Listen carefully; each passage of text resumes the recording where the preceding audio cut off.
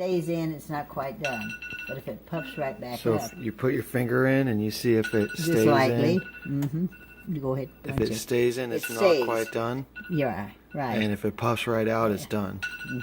Usually Got that's, it. So you that's what I go gotta by. poke it and see if it comes out you again. can put a broom straw or a toothpick down in there. Let me show you that. A toothpick and see if it comes out sticky. Yeah. If it's clear, that means it's done. And if it comes out with stuff on it, it's not. Then you know, see, it's not quite done. In the Okay, middle. we did that 25 minutes, so we're gonna put it in for another 5 minutes. See, I yeah, never that's your even knew his timer. voice. That's your timer. See? That's how you use a timer. So you can say repeat, and it'll start it over again if you want. Well, about We're gonna do it for like 5 minutes, right? Yeah. So we'll I cancel and put it on 5 minutes and go. problem. Aha!